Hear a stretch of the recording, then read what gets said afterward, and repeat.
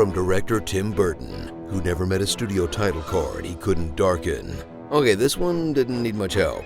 Comes a filmography that spans 4 different decades, multiple genres, and 10,000 pounds of white pancake makeup. Ugh, my eyes, it's so bright! Every Tim Burton movie. Put on your best striped suit and enter the mystical world of Tim Burton, which consists entirely of the suburbs, a lonely house sitting on a hill, or a lonely house on a hill overlooking the suburbs, and meet a Tim Burton protagonist, a pale loner cast out by society and or their family, looking for acceptance and or revenge. Watch as they relive their tragic past through flashbacks.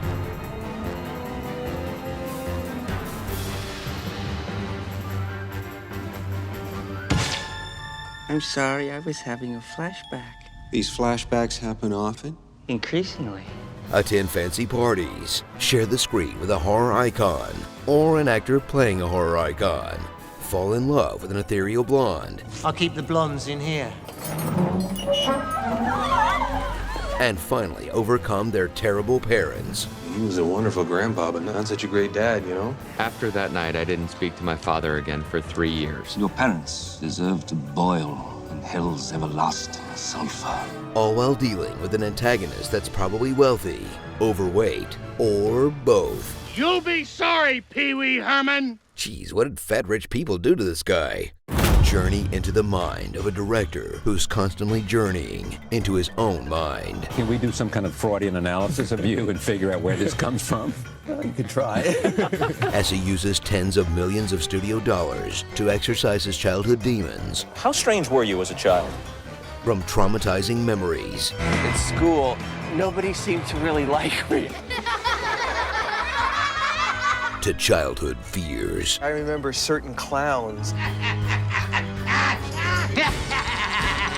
Wait till they get a load of me. No, wait!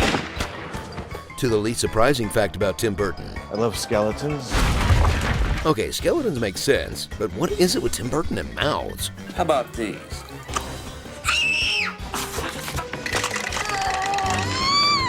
I haven't seen bicuspids like these.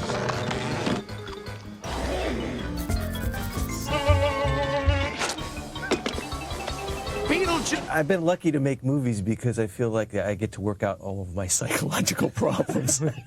Oh, sure. I have a yard full of dead trees and the city comes by, but Tim Burton does it and it's art.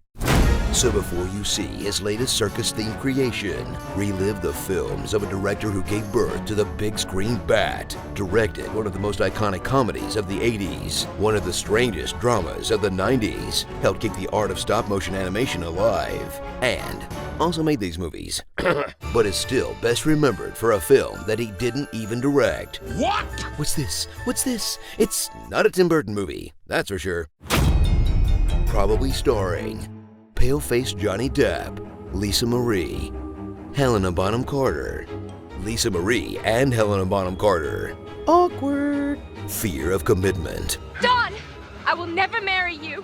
I would never marry you. But I don't know if I want to marry Hamish. Do you, Lydia, take this man? No! Graveyards. Old gnarled trees. Contraptions.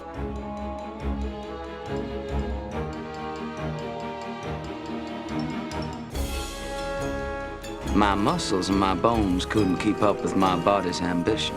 Severed hands. I have a present for you. I'm Fred's hand! Edward, thanks for the hand! Spinning around.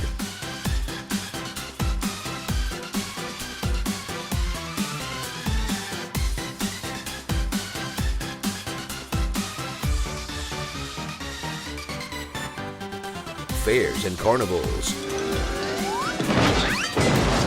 Scary faces.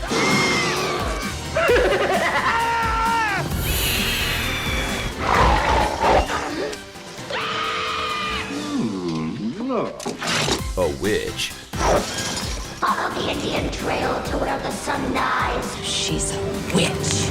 Most towns of a certain size have a witch.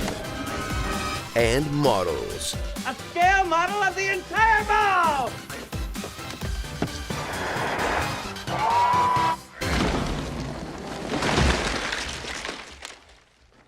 Nice f***ing models! Every Tim Burton movie. 18 movies and this guy still only made one sequel? Where's Beetlejuice 2? Bigger Fish, Bigger Eyes, Miss Peregrine's Other Home for Peculiar Children, Alice in Wonderland 2. Oh, they made that one, didn't they? Good call, Burton. You do you, man.